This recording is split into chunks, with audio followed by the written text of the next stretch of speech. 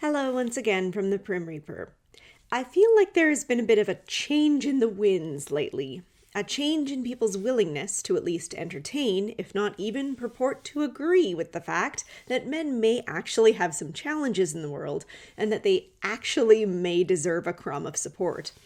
Maybe it's the work I'm doing in real life, pounding the pavement, talking to other agencies that don't immediately roll their eyes or wince at the very thought of men's needs. Maybe it's the ever-growing pile of literature supporting men's issues that is getting harder and harder to ignore. Or maybe it's the sudden influx of blog posts talking about men's mental health in one form or another.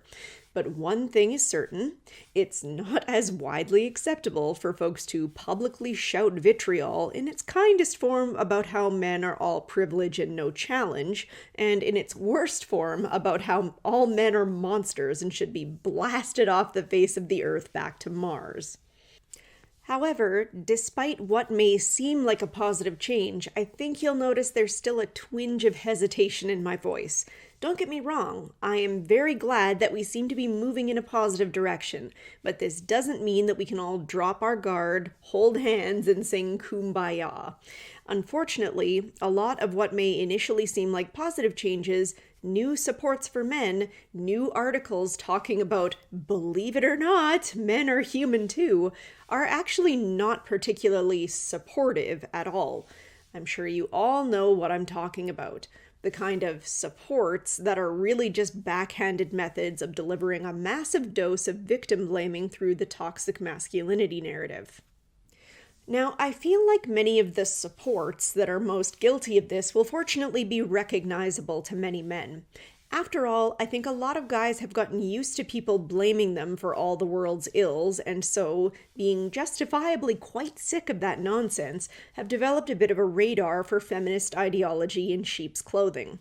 Depressingly, I also know there are several men who, desperate for anything that looks like a supportive shoulder, will reach out to even some of these services, and if they find any help at all, they will also be likely served a lot of messages of self-blame. But I've talked about these kinds of things in the past already, and that's not really what this video is about. You see, I feel like a lot of the people who create these kinds of programs know what they're doing. They want to say that they're supporting men too, but secretly they still believe that women or various other minority groups have it worse and that men still have a significant amount of privilege they can leverage. Maybe even to be converted to supporting social justice issues with any luck. No sense wasting an opportunity to exploit someone else's pain to advance the cause, after all. But no, bitterness aside, I'm instead talking about folks who legitimately do want to talk about men's concerns, who honestly do feel like men have some real grievances in the world, and that we really should actually think about addressing those, but who still can't quite get the messaging right, who still aren't quite talking about the right things, who may even be teetering on the very edge of victim blaming without quite getting there, who may even be addressing themselves in such a way that comes across as blaming themselves for their own troubles, and they may even be doing it without noticing. This topic came to mind when I came across an article in my Twitter feed. The article didn't go so far as to get my hackles up, but it nevertheless raised a few hairs on the back of my neck that got me thinking about all of this. For context, the article is authored by a young woman talking about men's mental health, but it's very obviously through her own lens and the lens of her field of study. I think you'll see pretty quickly why that gives me pause when we go over a few choice sections in the article. The many sociology classes that I've taken so far have taught me that we live in a society where men are told to be strong, to not cry like a baby, and toughen up. There is a lot of stigma around men trying to express themselves emotionally and physically. We should create space for men to be vulnerable and express their emotions easily, and not be limited to the standards that society has created for us. Well, I feel like your first mistake is looking for any relevant information about men in a sociology class. Honestly, in my experience, there are few programs quite so detached from the actual male experience, other than perhaps women's studies courses, than sociology courses. Anyway, this argument is not quite the toxic masculinity pitch, but it's very close. That is to say, rather than focusing explicitly on traits that are supposedly inherent to men, it is focusing on environments that ostensibly put men in a bad position mental health-wise.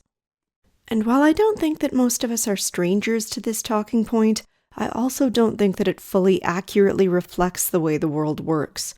After all, in my experience, it's not strictly speaking that men are told to be strong and to toughen up. That does happen, but it's not the whole picture. Let's put it another way. I think there's a difference between telling young boys that they should toughen up and not display their emotions or weaknesses, and telling them that crying is not going to solve their problems and that they should buck up and try to figure things out for themselves. In my experience, and please feel free to share your own experiences in the comments, the latter situation happens far more often than the former. And of course, there will be different responses between a young boy's family members and a young boy's peers, where peers may be more likely to tease for the sake of being a jerk and getting a rise out of someone, to say nothing of the responses a young man will get from young women if he is not careful about the way he conducts himself. Additionally, acting like this is something that exclusively happens to boys is inaccurate as well. It's not as though girls are never told not to cry. For me and my daughters, it's situational. If someone gets hurt or breaks a favorite toy, then of course I support them in having a cry and expressing their feelings. But if my daughter cries because I won't make her an entirely separate dinner from the one that was already served, then I'll tell her that crying is not the appropriate response to the situation. I honestly think having a more balanced approach that involves supporting people in expressing and processing their emotions, or trying to buck up and find a solution as appropriate to the situation, would be beneficial to both sexes. But maybe that's just me. Did you know that every year over 6 million men suffer from depression? Isn't that a crazy number? According to Mental Health America, depression often goes undiagnosed in men. Personally, I think it's because most men think people won't be able to understand what they are going through and cannot be vulnerable, even with their partners or closest friends. Heteronormative standards of masculinity in society have made talking about mental health an unviable option for men. This social construction needs to change in order to enable men to freely discuss their mental health. Here is a piece that I'd really like to touch on. When we see these discussions about men's mental health, it's still so often around the fact that men have to be allowed to express themselves and break free from societal standards and whatnot. But for some reason, this is nearly always framed as being a problem with men. That the problem is men choosing not to be vulnerable with anyone. Or worse, that men have created a society that constrains their emotions and therefore their mental health. Very rarely is the discussion ever targeted on the kinds of responses that men often get when they do open up. Responses like their female partners being turned off, or prospective love interests ghosting them because they open up too fast, or social services programs turning them away because they don't support male clients, or fewer resources going towards funding programs targeted towards men's needs, or being told that they are whining about the things that are bothering them by their therapist. Hey guy, I think you might have accidentally the code of ethics on this one. Maybe you might want to show some respect for the clients you're supposed to be caring for. Whew, sorry, got stuck on a bit of a tangent there, my bad. But anyway, until we stop pointing our finger in men's direction, acting like their reluctance to open up is somehow their fault, rather than a product of an environment that seems intent on dismissing, belittling, or even outright rejecting their cries for help, we're not likely to see meaningful change. The author makes an assumption about why men are reluctant to open up, that people just won't be able to understand them and what they're going through. But maybe instead she should be pondering about people's willingness to understand rather than their ability. One need only ask a few men about their experiences in trying to reach out for help to get an idea about what's going on. Pro tip, I don't think that most of them will tell you that it's the heteronormative standards of masculinity keeping them down.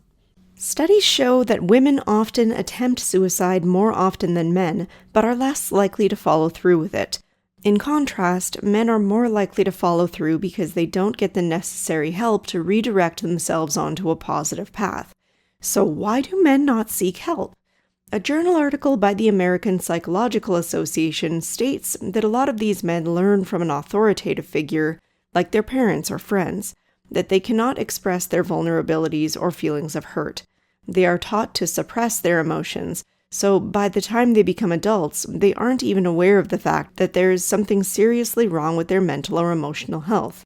As a result, they often do not even have the vocabulary to express what is going on. Don't get me started on what the APA says about men and boys.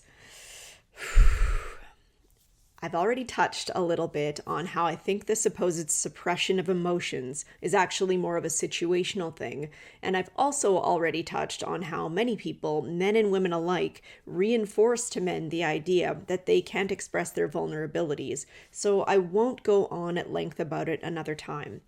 Although, again, it's less telling men you are a man and therefore can't show your emotions, and more showing through actions you are a man and so I don't care about your emotions. I really think we should start being more explicit when talking about how men learn they can't express themselves, because otherwise folks are going to keep targeting the wrong problem. But another piece I will touch on here is that I feel like it's not that most men don't have an understanding of their emotions, but that they don't respond to those emotions the way that women do. For example, many men may find the prospect of venting about their emotions to a group of their friends to be a pointless endeavor, and may instead pour themselves into work or an activity as a means of working through what they are feeling. This doesn't mean that they aren't aware of what they're feeling, but that they may not get a lot out of spending time talking about it. Especially when, if they do decide to talk about it, they may be more likely to face a negative response from friends, partners, and society at large, certainly compared to when women try to talk about their emotions, at very least. Being compassionate and reaching out to your friends who might be struggling can be one of the first steps taken to encourage them to be open about what is going on. In my experience, it has always helped when someone simply listened to what is bothering me rather than rushing to provide an immediate remedy. The issue with focusing only on solutions to problems is that many times when someone is struggling with something, they just need someone they trust to listen and allow them to get things off their chest. This might not be the case for every person or situation, but lending a listening ear is always a great place to start. Not to be rude or to turn to stereotypes, but this is such a woman response to processing emotions. You know, it's not about the nail.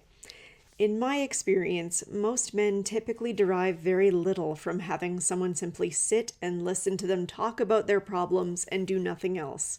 Again, I'm not trying to act like I'm the sole authority on this, but in almost every case I have talked to men going through something, they usually would at least like to have some level of guidance in how to solve the problem, or at least some kind of functional help in processing what it is they're going through.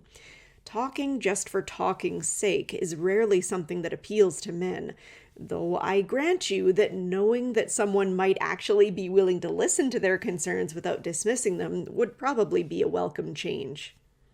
I think that's all I'll comment on this article for now. Like I said, it's obvious the author is trying to show concern for men's mental health.